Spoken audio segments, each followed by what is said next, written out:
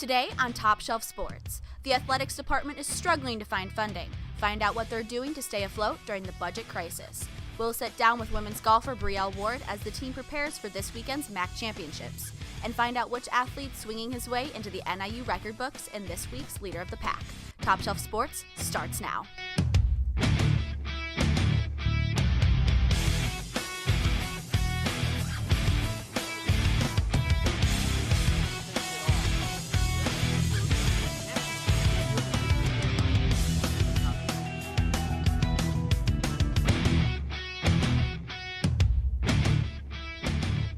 Welcome to this week's edition of Top Shelf Sports. I'm Kobe Price. And I'm Nicole Ryan. You know what, Kobe? I'm going to be graduating in a couple of weeks, so I think it's time that I put out my final plea for any and all donations to the Nicole Ryan Graduation Fund. You know, Nicole, that actually may be a good idea, but you're not the only one struggling with funding right now. As the athletic department is dealing with financial struggles of their own, that has forced them to make significant cuts from within. NIU has been forced to make cuts from their operating budget this year. Athletic Director Sean T. Frazier expressed that the budget crisis is real, and it's primarily due to the lack of funding from the state. NIU has had to find new ways to generate revenue with their non-conference scheduling. Northern Star sports writer James Krause broke the story and joins us now to elaborate on his findings. Thanks for joining us, James. Thanks for having me. All right, so your article mentions that NIU teams, specifically football, are playing out-of-conference games to sort of make up for the lack of funding. Can you sort of go into detail about that? So for out-of-conference scheduling, I know at least for football, normally teams are announced ahead of multiple years, 1 or 2 plus. The Florida State game is unique because it was added a lot later and it added a ton to their operating budget. So they got $1.6 million to take that game, and a big deal that Frazier said was that it was all up, or the majority of it was up front. Okay, so you say that they're playing Florida State, and that's a really big school. Do you think that it's going to put NIU standings at risk by playing a team like that? Well, they already, without Florida State, play a really tough out-of-conference schedule. They play Iowa in Iowa to open the season. They host Utah. They go to BYU. There's a lot of high-ranking teams in the nation in terms of status of their programs. And that was something that Frazier brought up, is that they would not have added Florida State if it weren't for budget issues. But Rob Carey has come out and he's basically said that the team's not flinching. So despite issues with the budget, scholarships for student athletes aren't being reduced. Why do you think that is? Well, talking to Deborah Bowden, she said that that was one of the things that they committed to, was making sure that they gave scholarships to all the athletes that they had promised. And I think that's a big deal, because if they start taking away those, that's opportunities for student athletes to not only make a difference on the field, but also off the field. So do you think this is a wise move? To keep scholarships, yes. There are a few things that would have to see reductions because of it, but I think it's a good idea to keep scholarships in all the athletic programs as well. Right, so you mentioned reductions, and even though they're keeping scholarships, they are reducing some other programs like athletic training and strength and conditioning. How do you think by cutting these programs or cutting portions of these programs, it's going to impact athletic programs? It's not going to help, definitely, but it will help with budgeting issues. And there are more cuts to come, so that we will see more of these sort of programs cut. But the big thing is to protect scholarships and athletic, the whole entire sports. So as a whole, it may damage the athletic program, but I think the main thing that the athletic department is trying to protect is those student athletes and those sports that they're participating in, and as well as coaches and staff. All right, well, that's all the time that we have. Thank you so much for joining us. Thanks for having me. Thanks, James. Now moving over to the on-the-field product, the softball team is looking to bounce back from their recent struggles on the diamond.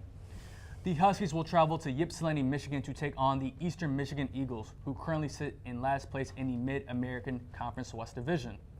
This is the only time these teams will face off during the regular season. NIU is in the midst of a 6-game losing streak after dropping both matchups against the University of Toledo Rockets last Friday. First pitch for Game 1 of this 3-game series is today at 2 p.m. And staying on the diamond, the baseball team is looking to get back on track this weekend against the University of Miami, Ohio. After 4 consecutive road losses, the Huskies could not be happier to be back at home. This is the start of a 5-game homestand, and with a 3-9 conference record, the team needs to get back on track quickly. First pitch is set for today at 3 p.m. The men's tennis team will wrap up their regular season today at Buffalo. NIU has had a great season with a 15-6 overall record, including going a perfect 9-0 in home matches. Senior George Lutkus and freshman Christopher Ortega have led the way for the Huskies, with each recording 20 singles wins. The team is a match behind the Western Michigan for the top spot in the conference standings. The Huskies will travel to Buffalo to compete in the MAC Championship next weekend. From all of us here at Top Shelf Sports, good luck, guys. And speaking of tennis, the women's team continued their losing streak after being defeated on Sunday. The Huskies fell to Ball State 6-1. Senior Evelyn Ewell was the lone bright spot as she won the 5th singles match of the day to secure the Huskies' only victory. NIU is at home today and just got underway against Eastern Michigan. The women's golf team is coming off a record-setting weekend at Purdue. NIU sophomore Isabella Sumadillo broke the school record with a second round of 67. Sumadillo's performance led the Huskies to another school record, an 18-hole total of 289, giving the team a 4th place finish at the Lady Boilermaker Invitational. The Huskies are currently hosting the 2018 MAC Championships this weekend at the Naperville Country Club, where they look to knock off the Kent State Golden Flashes, who haven't lost in 19 consecutive seasons. Women's track and field had a strong outing last Saturday when they took on the Fighting Illini at the Illinois Twilight. The team had solid performances all around, with junior jumper Javanya White leading the way, as she's done all season. She absolutely crushed her previous outdoor season triple jump school record with a new score of 12.98 meters to take home first place honors. The team will take on Baylor University tomorrow at the Michael Johnson Classic in Waco, Texas. Top Shelf Sports reporter Brandon Giese took his shot on the golf course, and he has more in this week's Leader.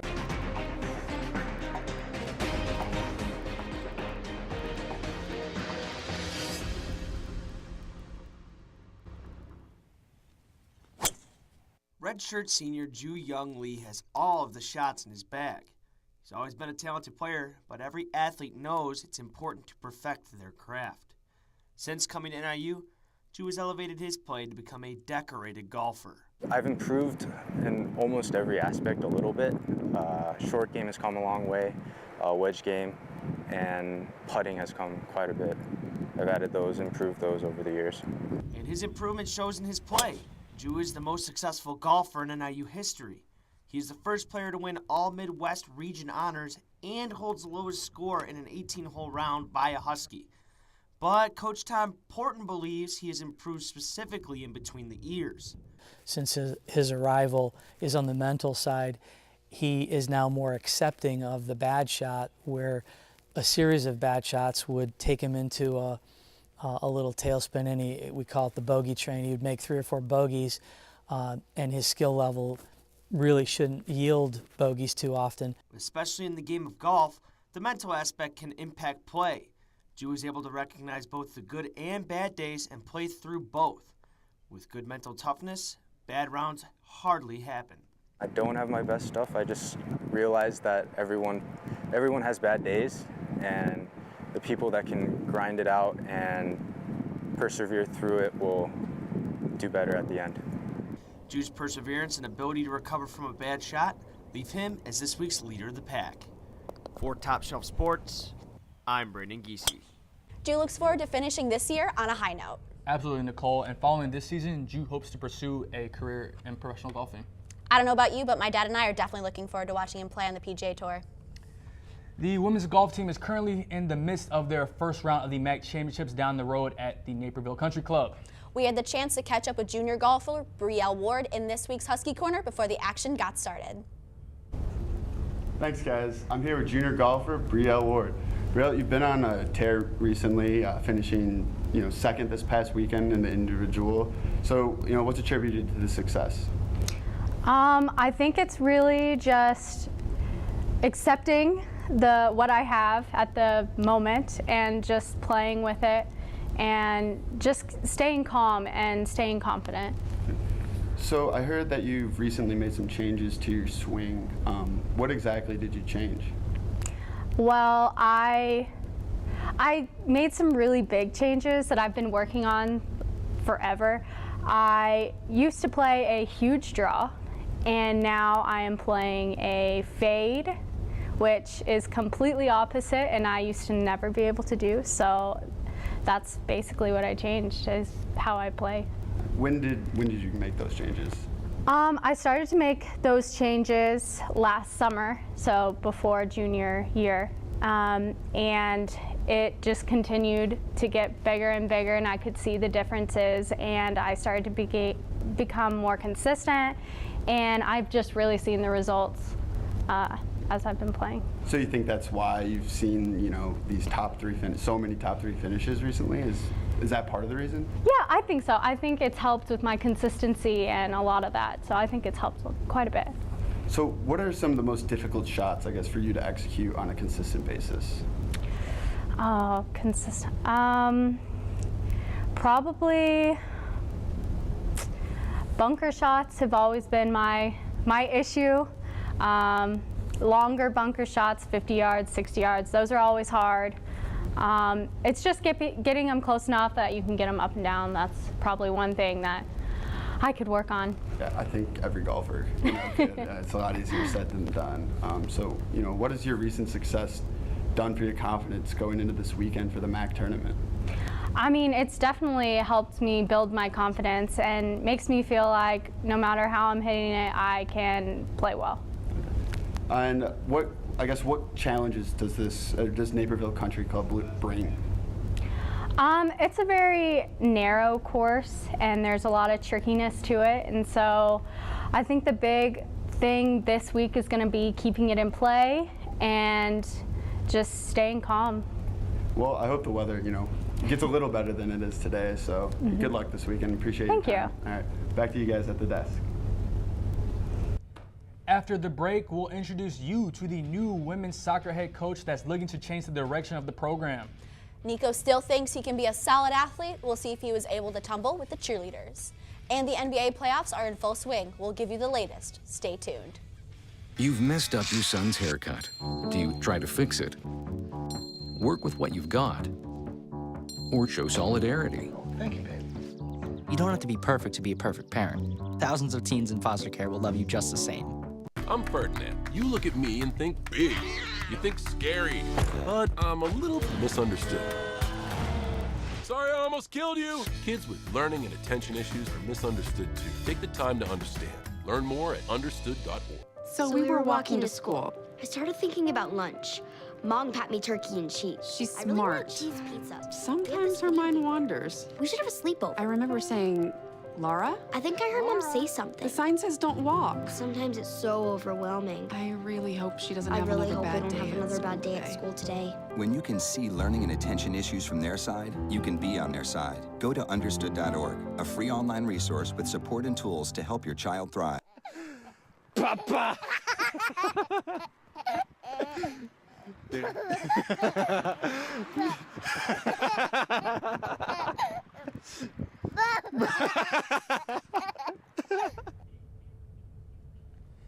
NIU Athletics officially welcome a new face to the Husky family. And I don't know about you, Nicole, but I hear she brings a lot of excitement to the team. Oh, they sure did, Kobe, and she's definitely a firecracker. Top Shelf Sports reporter Martin Sotelo got the chance to see what the buzz is all about. Say go, you'll run from this side to the opposite end line. For the first time in just over 6 years, the women's soccer team will have a new head coach at the helm. Former UIC assistant coach Julie Kohoff spent the past 4 years revitalizing the team. She will now look to transition her success from the Flames to ignite the Huskies. A few things she plans on implementing is a change in style of play. Going to be very possession-oriented, try and keep the ball on the ground, give the players confidence playing in tight spaces, going forward, building from the back, and basically team defense and team offense all together, right? Can we get us working as a cohesive unit? Kohoff was able to spark the Flames soccer program from scratch 4 years ago. Over the years, she has helped the program achieve a winning culture. Her overall record of 5-4 in the Horizon League this past season has shown her ability to lead a team. Get to goal! The Huskies look forward to playing with a coach of this caliber. live is just her energy and her excitement to be on the field. She's a very passionate person, and she obviously enjoys playing the game, and I think she also is very intelligent with soccer. Julie's all-around experience and passion for the game leaves the team with high hopes for the upcoming season as they look to capture their first winning record since 2010. From Top Shelf Sports, I'm Martin Sotelo. The Huskies will look to Julie for guidance as they continue to grow. They will scrimmage the University of Northern Iowa tomorrow in preparation for the upcoming season. Go get them. The cheerleading team is gearing up for tryouts in the next couple of weeks. Top Shelf's premier athlete, Nico Poulos, decided to test his school spirit. Kobe, do you think he'll make the squad? You know, Nicole, given his track record, I would be shocked if he did. Well, fingers crossed, guys. With the help of Captain Jamia Green this past week, I went where I've never been before, the cheerleading mat. I figured it hasn't gone well with sports I've already played, so I might as well try a brand new one. Though I was a little in over my head, I wanted to learn from the best, so Jamia showed me her tumble. I could not do that, but I needed to prove that I was committed, so I attempted my own tumble routine.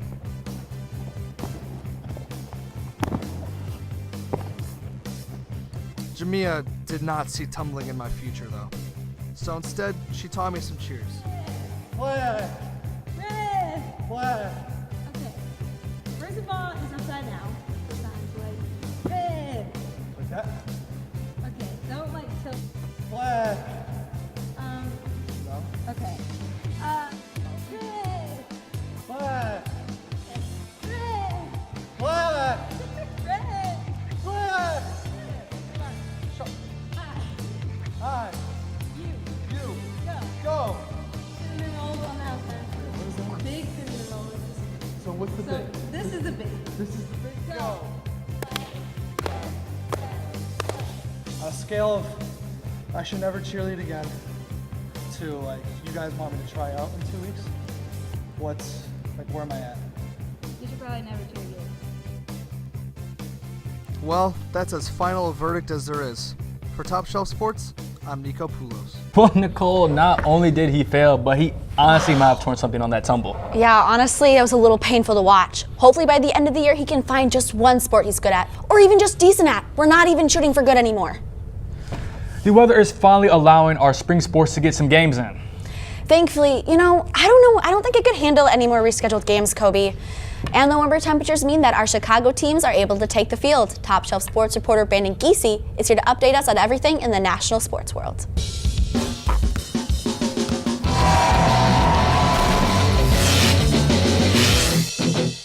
Yes, the Chicago weather has not been polite to our hometown team so far, but they were able to get some games in, so let's start on the diamond. The Cubs and Cardinals will have to wait to complete a full series, but they did play Thursday afternoon at Wrigley Field. And boy, let me tell you, it was a hit parade for the Northsiders. After the second inning concluded, the Cubs held a 6-1 lead. That's all thanks to this line drive by Kyle Schwarber. And just if you didn't know, Jason Hayward is actually near the top in exit velocity for this 2018 campaign. And this home run you're about to see is really his first big-time reward for that. The Cubs are going to grab a win at home against their rival, 8-5. On the other side of town, the White Sox had a hot start, but are a lowly 1-9 in the last 10. And in the second inning, number one prospect Yohan Moncada puts this one into the seats for a pop-a slam. Well, if we jump to the fourth, the Sox are going to have a lead, but future star Matt Olson hits a deep double off the wall that plates two. And let me tell you, this isn't the last you're going to see of him. Matt Olson's going to come back up in the 14th. The bases will be loaded. Shields on the mound. This is going to be his fourth hit, and it will win the game. A's 12, Sox 11. LeBron and the Cavs were stunned in Game 1 of the series by Victor Oladipo, but Game 2 was all LeBron. He outscored the Pacers all by himself in the first quarter and put up 46 points, grabbed 12 boards, and dished out 5 assists in a huge Game 2 win. Here are all of the matchups and where they currently stand. I will admit, personally, I was too high on the Trailblazers, as they have a mountain of a 3-0 deficit against the Pelicans. Also, the Jazz are tied in their series with the Thunder, and they may be young, but they are very dangerous. Playoff time is a betting time. Top Shelf sports reporter Emily LaRusso is out on the streets to ask students what team they're putting their money on. Thanks, Brandon. I'm here on campus asking students' opinions on the NBA playoffs and who they feel is going to win the finals. Let's go see what they think. Who do you think is going to win the NBA finals this year? It's kind of a tough one. I'm going to have to go with the Sixers, the underdog. Ooh, Toronto. Toronto, man. Hey, they're going to whoop Golden State, you feel me? Who do I feel like is going to win the finals? Probably the Houston Rockets, to be complete. Yeah, the Houston Rockets, I would say. Yeah. This year I think that I'm taking the Cavs to win this The year Cavs? again. Yep. Houston Rockets. Who's your favorite player or who are you most looking forward to watching on that team? James Harden. James Harden. I'm looking forward to Ben Simmons, being that it's his freshman year in basketball, coming off the injury. I would say his ambition and his drive puts him in a position as he like LeBron James. I would say that, yeah, I'm looking forward to him winning and getting his first ring. James Harden's a monster. Yeah. I'm not gonna lie. He's doing his thing, triple double after triple double after triple double. He has Chris Paul. He has Clint Capella. He's a young center and he's doing his thing. I think they're gonna take out the Warriors because I feel like every time they go against the Warriors, I think they've won every time. So, yeah, I think the Houston Rockets. Yeah. Who I'm looking forward to also is Kyle Lowry. I feel like he's been playing great this season, so he needs a ring. And they need to knock Golden State out the championship because I know they're gonna go to the championship. But all right, so Clint Capella and Chris Paul. Clint Capella because of his rebounding and his defensive ability on the Rockets. Chris Paul definitely because there isn't another player on his team in the past that's been able to be such a big impact and get double teamed as much as he does, so he has more options. So it looks like people have all different sorts of opinions on who they think is going to win the NBA finals, but only time will tell. Back to you, Brandon. The NHL playoffs are in full swing, and they're already shaping up to be one to remember. 2 of the first-round matchups are over. The Vegas Golden Knights and San Jose Sharks brought out the brooms, sweeping their opponents to move into the second round. Last night, we saw the Bruins take a commanding 3-1 series lead against the Maple Leafs, and the Capitals even their series up with the Blue Jackets at 2 games apiece. 3 teams will look to win their series tonight as the Penguins, Jets, and Predators all have 3-1 series leads. Buckle up, folks, because this Stanley Cup playoff is just getting interesting. That's going to wrap things up here in the Sports Hub. Be sure to keep up with the NBA and NHL playoffs. I don't know about you guys, but I'm going to enjoy some baseball this weekend. Kobe, Nicole, back to you guys. When we come back, Top Shelf Sports reporter Mike Mitchell will give you some tips to make sure your fantasy baseball team stays hot. We'll show you our always exciting top 5 plays of the week, and we'll announce the winner of the first ever mini bracket challenge. Stay with us. What?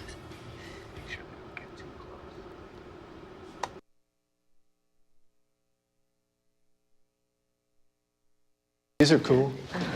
Did you, what did you?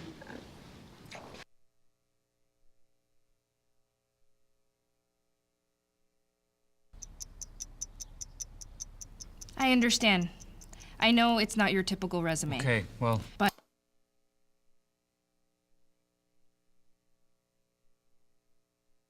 candidate.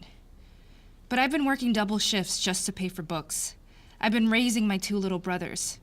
I'm determined, driven, motivated. Isn't that what you're looking for? Look beyond the resume and discover new ways to develop great talent at gradsoflife.org. Drop that baby.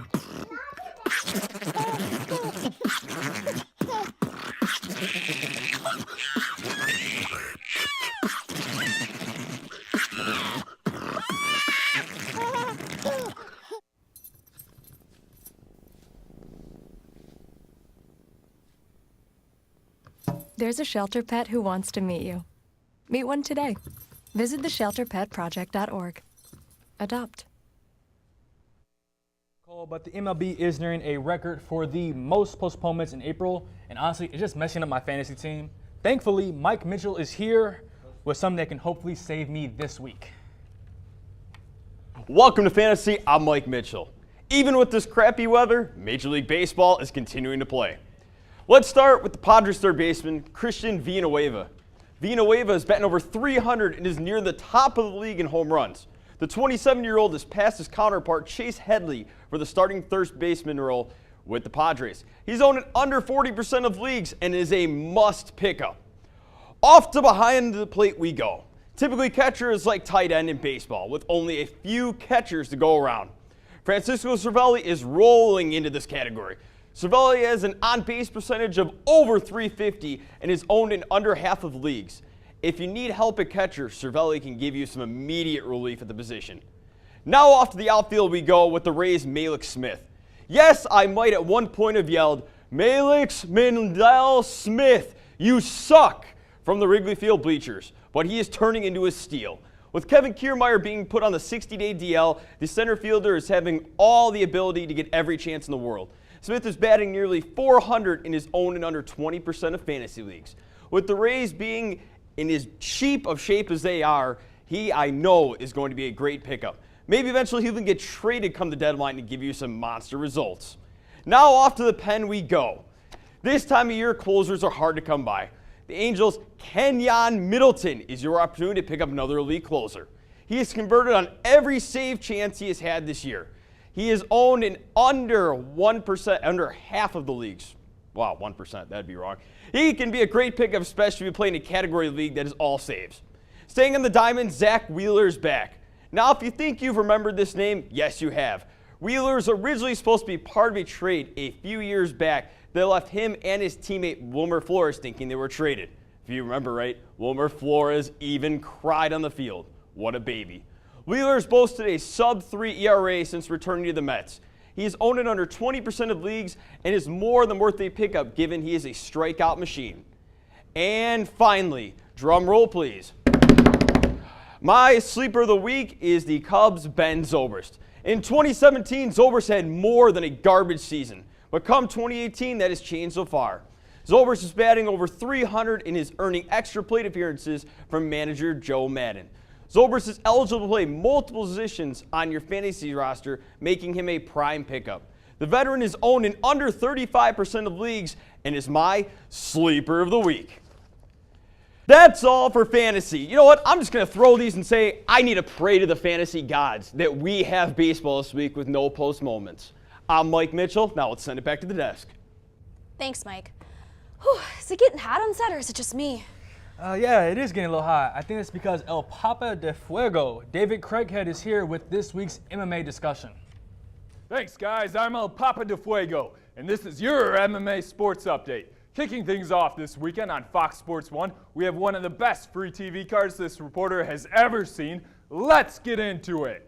In the lead up to the main event, we have a fight between the longtime UFC veteran Jim Miller and New Zealander Dan the Hangman Hooker.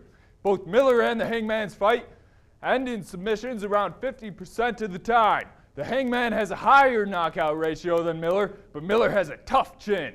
It can be expected for most of the fight to be a cage fight of a wrestling match as the two of them show off their submission skills. El Papa de Fuego picks Jim Miller to win and break his 3-fight losing streak. The fight before the main event is a real crowd pleaser for any longtime UFC fan.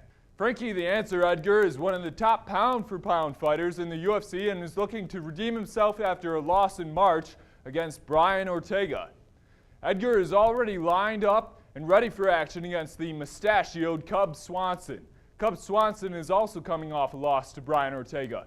Swanson and Edgar last fought in November of 2014, where Edgar won in round 5 by submission. Expect this fight to go the distance and a winner by decision. Moving on to the main event, we have a lightweight bout between two explosive fighters. Rank 5 lightweight Edson Jr. Barbosa is coming off a loss to current lightweight champion Khabib Nurmagomedov and will fight the rank 6 Motown Phenom Kevin Lee. Kevin Lee is coming off a loss to then champion Tony Ferguson. Kevin the Motown Phenom Lee ends exactly half of his fights by submission, and Edson Jr. Barbosa likes to punch his way through fights. Expect Junior Barbosa to hold his own and knock out the Motown Phenom. As always, I'm David El Papa de Fuego Craighead, and that was the MMA update. Back to the professionals at the desk. Thanks, David. That was a very fiery update. Yeah, Nicole, I'm definitely looking forward to the fights this weekend. You know what, Kobe? I've been feeling really down the past couple of days because it's hitting me that I'm graduating and I'm leaving all you guys. Well, Nicole, it's time for the top 5 plays of the week, so hopefully that will cheer you up. At number 5, we have Cleveland Cavaliers center Larry Nance Jr. He stuns Pacers center Trevor Booker by swatting his shot into the second row and waking up the Cleveland crowd. Moving right along into number 4, we have Washington Nationals Bryce Harper. He smacks one right deep to right field and it sails over the fence. Now let's take a look at that bat. He demolished it with that hit, pulling off something that's pretty rare in the baseball world, a homer after breaking a bat. Look at that. He has a shred in his hand. At number 3, Ben Simmons, aka the Fresh Prince of Philadelphia, gets a little jiggy with it by crossing up 2 Miami Heat defenders before finishing over Hassan Whiteside in the paint. Just look at that. Just too pretty and too nasty. I think the last name Simmons is lucky because this week in the number 2 spot, we have a double play made by Los Angeles shortstop Andrelton Simmons. He makes a catch on the slide and quickly tosses it back to first. With Simmons' fancy footwork, the Angels close out the 6th against the Red Sox. And coming in at number 1, Chris Paul is shaking. He's baking, and he crosses up Nemanja Bjelica before acrobatically finishing at the rim. Woo! Too smooth, too easy, and just too freaking good. You know, Kobe, the top 5 plays were really, really exciting this week, and it's always a good way to end the show. Definitely cheered me up. It sure is, Nicole, but I have one more thing to announce, and that's the winner of this year's mini bracket challenge. Congratulations to Trenton Joyner. He was one of hundreds of people who submitted a bracket, but he came out on top with almost 90% of his bracket correct. We see that basketball IQ, Trenton. Top Shelf Sports is produced and directed by students here at Northern Illinois University. For more on Top Shelf Sports, look us up and like us on Facebook. Be on the lookout for our various podcasts on SoundCloud. You can check out our Twitter site at @TopShelf_NIU to keep up with the latest sports content. And we want to give a huge shout out to Crystal Megan for running the best social media accounts of all student broadcasts. We want to thank all of you for joining us, and as always, Go Huskies.